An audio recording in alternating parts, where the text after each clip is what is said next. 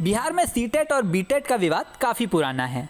यह विवाद एक बार फिर उफान पर आ गया जब अभ्यर्थियों के ऊपर लाठीचार्ज हुआ। मंगलवार 13 दिसंबर को पटना के डाक बंगला चौराहे पर धरना प्रदर्शन चल रहा था। इस धरना प्रदर्शन पर शिक्षक अभ्यर्थियों पर पुलिस ने लाठीचार्ज किया। लाठीचार्ज के बाद मामला और ज़्यादा तूल पकड़ गया है। प्रदर्शन कर रहे छात्रों का क्या कहना है, आइए सुनते हैं। शिक्षक अभ्यर्थी तुम लोग हो, 2 बार लाठीचार्ज हुई जी।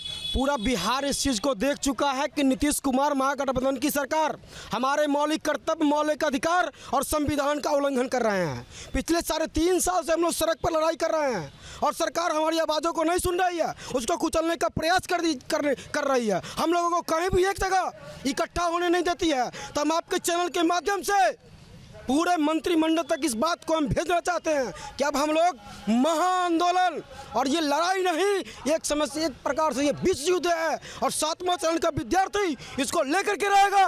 और आपके चैनल के माध्यम से जो भी विद्यार्थी मेरी बातों को सुन रहे हैं वो अब सर पर कफन बांध लीजिए कि हिम्मत का सागर लांघो, हिम्मत का सागर लांघो तो जगत जगत उजियारा होगा।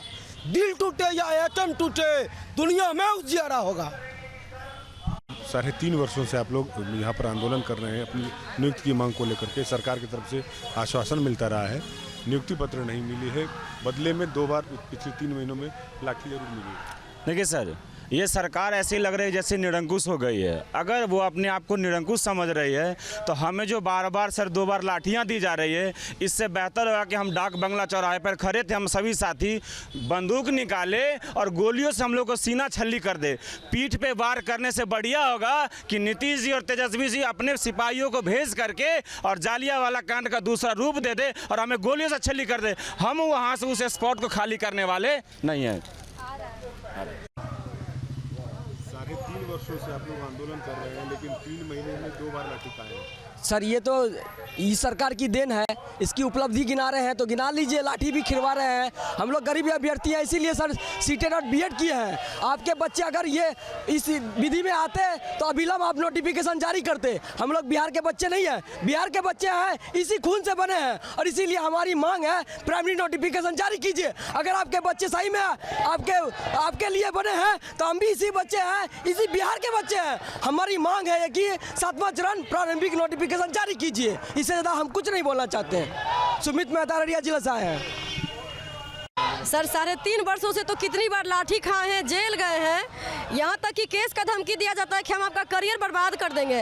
अब तो इस तरीके से ये लोग प्रताड़ना दे चुके हैं ना कि अब कोई चीज़ का डर ही नहीं लगता है। वो कहते हैं ना कि किसी को इतना भी ना डराओ कि उसके अंदर का डर खत्म हो जाए, तो यही काम वो भी कर रहे हैं। लेकिन जानते हैं, इनके लिए मैं कहना चाहती हूँ कि एक जो नहीं होता है कि आप कितना भी समझा लीजिए थेथर टाइप का, तो वही हरकत कर रही है ये गवर्नमेंट कि कितना भी हमारी किरकिरी ये लोग कर ले, लेकिन हम तो वहीं रहेंगे, टस से मस नहीं होंगे, नॉन लिविंग थिंग्स की तरह। कल डाक बंगला पे हम लोग 5 घंटा थे, बर्बरता करने के लिए आप पुलिस को आगे कर दिए। आपकी जो निकम्मी पुलिस प्रशासन है वो हम लोग पे लाठीचार्ज करने के लिए आ गए। 5 मिनट का टाइम नहीं था आपके पास। शिक्षा मंत्री के लिए हम लोग गुलाब का फूल रखे थे, वो भी चंदा करके गरीब अभ्यर्थी कलेक्ट किए थे कि हमारे शिक्षा मंत्री जो मोहब्बत मंत्री है ना, तथाकथित कि हम प्यार फैलाएंगे, मोहब्बत फैलाएंगे, उनके इंतजार में हमारा गुलाब का फूल सूख गया। मगर वो नहीं आए, और आए तो कौन? तो उनकी प्रशासन। और हम लोगों पे, हम बेरोजगार अभ्यर्थियों पे लाठी चला करके कहते हैं कि तुम लोग क्या किया वो बताते हैं।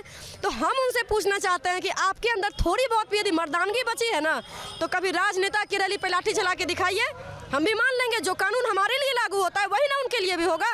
तो आप उनको पुलिस प्रोटेक्शन देते हैं, पुलिस प्रोटेक्शन देके रोड खाली करवा के उनका रोड शो करवाते हैं, और हम अभ्यर्थियों पे लाठी चलवाते हैं।